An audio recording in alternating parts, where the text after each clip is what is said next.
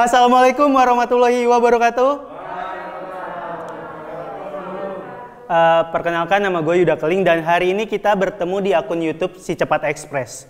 Nah, Si Cepat Express ini ya adalah jasa pengiriman barang paling cepet. Sumpah, gue pernah baru ngirim barangnya langsung sampai. Bahkan ada temen gue baru mau ngirim, barangnya udah sampai.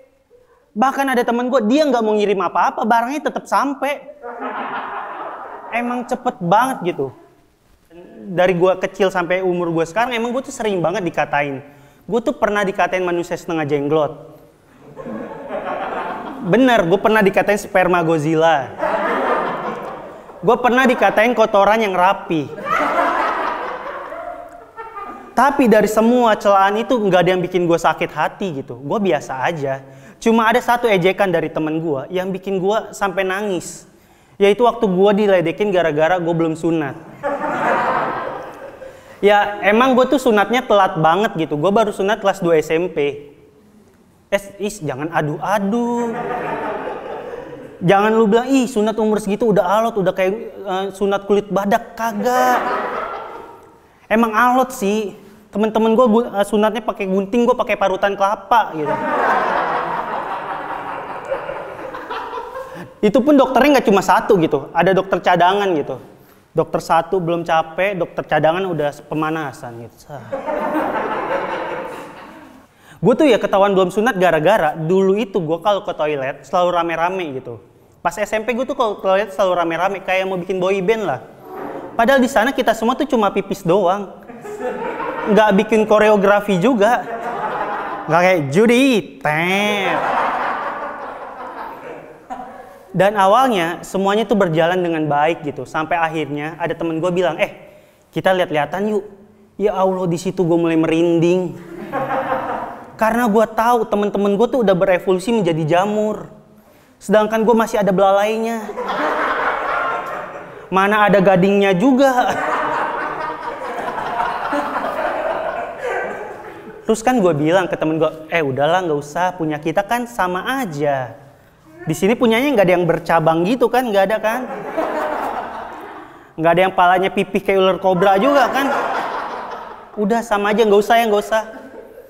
Tapi karena kalah suara, akhirnya terpaksa buat lihat-lihatan. Cuma dulu itu gue tuh punya kemampuan buat bikin si Marco gue ini, buat kayak udah sunat gitu. Gue bisa tarik gitu, zup, langsung kayak udah sunat gitu.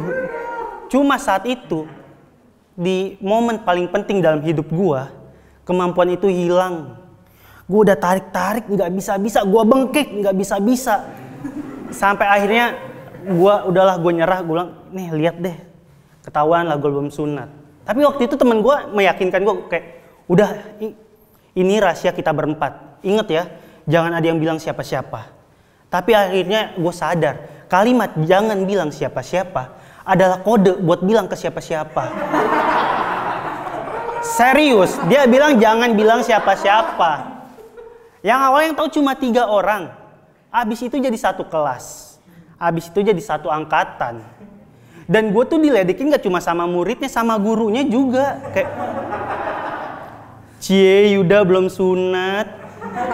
Itunya masih ada kupluknya. Sama kayak bapak. Dan bahkan ya, gue tuh waktu kelas 1 SMP, waktu gue belum sunat ya, gue tuh pernah diledekin sama temen-temen gue. Satu kelas gue dibilang, belum sunat, belum sunat, belum sunat. Gue tuh sampai nangis, bener-bener nangis kan. Gue nangis. Gue kira ya, waktu gue nangis, temen-temen gue tuh berhenti gitu. Malah dilanjutin, belum sunat cengeng, belum sunat cengeng, belum sunat cengeng.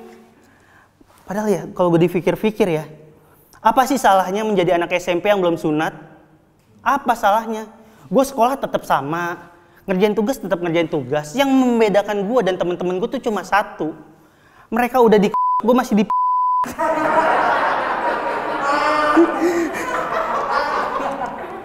Dan ya perkara belum sunat ini ya, ini tuh sampai gue kemarin reuni 2 tahun lalu masih ditanyain gitu. Orang-orang kalau reuni yang ditanya apa? Lu sekarang sibuk apa? Gue yang ditanya, lu udah sunat atau belum? Gue jawab, udah. Ah masa? Ah masa? Ini gimana cara gue buktiinnya? Masa gue harus pakai celana jeans, di sininya transparan? Biar kalau ada yang tanya, udah sunat? Udah. Ah masa? Nih nilai sendiri. Dan akhirnya ya kelas 1 SMP gue belum sunat dan gue bertekad kelas 2 SMP gue sunat dan kelas 2 SMP gue sunat gitu. Dan jujur, sunat umur segitu tuh gak enak banget. Soalnya gue udah tahu malu gitu. Soalnya gue nggak paham kenapa ada orang yang pengen ngelihat itu orang yang habis sunat gitu. Padahal gue kan hitam ya. Ya si Marco gue kurang lebih sama lah. Bahkan bisa 2 kali lipat lebih hitam gitu. Mana udah hitam keriput. Hitungannya udah kayak kismis gitu. Gue nih abis sunat nih ya. Abis sunat lagi duduk kan ya. Tante gue datang ke rumah. Yud, tante lihat dong. Aduh, janganlah Tan, malu. Nanti tante kasih 50.000. Ya udah Tan, boleh. Kok dipikir-pikir enak banget gitu. Ngasih lihat, dapat duit. Sekarang mana bisa. Yang ada ditampol gue kalau kayak gitu. Cuma itu gue mikirnya dulu gue tuh bego banget. Gue nunggu orang datang ke rumah gue kasih lihat, dapat duit. Harusnya biar gue dapat duitnya lebih banyak, gue jangan nunggu di rumah, gue jemput bola gitu. Habis sunat gue keliling kampung. Ada abang-abang lagi nongkrong, gue samperin. Bang, baru sunat nih bang. Belum kering nih bang.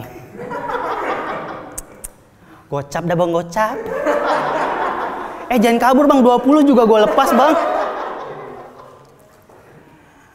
Dan ya, tapi jujur ya, gue tuh terganggu sama orang-orang yang ngeliat gitu. Maksud gue, kan abis sunat banyak yang lihat ya, gue tuh terganggu gitu karena mereka lihat terus pergi.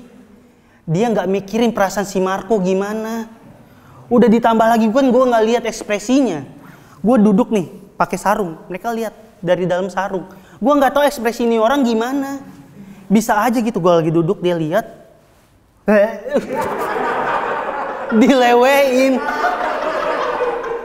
Itu mungkin ya alasan kenapa si Marco sampai sekarang masih kecil. Gara-gara abis sunat ada yang lewein. Sampai sekarang dia minder. Udah gitu ya, mereka kan udah lihat bagian intim dari tubuh gua. Terus mereka abis lihat pergi gitu, seenggaknya kasihlah poin lebih ke gua. Biar Marco ngerasa dihargain gitu. Misal kasih komentar. Datang nih, gue lagi duduk. Jahitannya rapi. Tiangnya juga kokoh. Membentuk kepala jamur yang sempurna. Dilihat lagi kan. Sayang jamurnya jamur crispy. Atau ada orang kedua datang komentar. Dia lihat, bagus. Nggak geradakan. Aku sih yes. Sampai bertemu di Jakarta. Dan gue kan sunat telat banget gitu. Gue baru sunat kelas 2 SMP. Dan teman-teman gue tuh semuanya udah pada sunat. Teman baik gue udah pada sunat.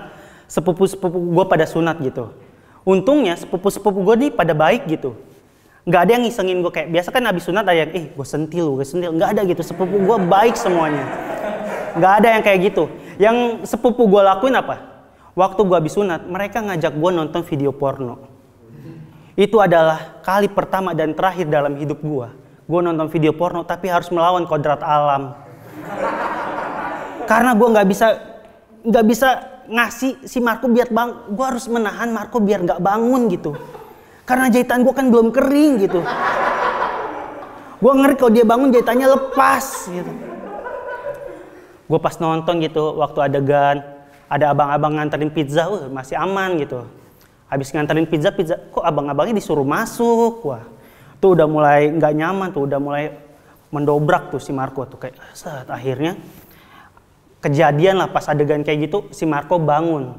Dan lu tahu ya, waktu si video ngomong gua karena perih, gua teriak aduh gitu. Jadi waktu nonton aduh. Dan gini, cowok-cowok ya, hari pertama sunat kan kita nggak pakai apa-apa ya. Bener kan? Tidur nggak pakai apa-apa.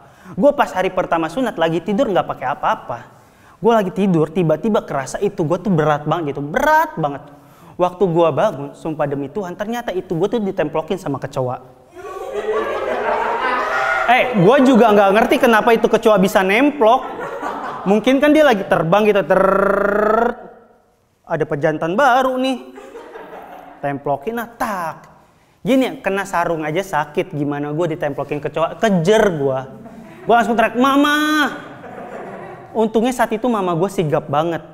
Dia masuk ke kamar gua. Dia lihat itu gua ada kecoanya, dia keluar lagi. Dia masuk lagi bawa sapu lidi. Saat petas. Alhamdulillah saat itu kecoanya mati. Guanya hampir. Gua Yuda, terima kasih.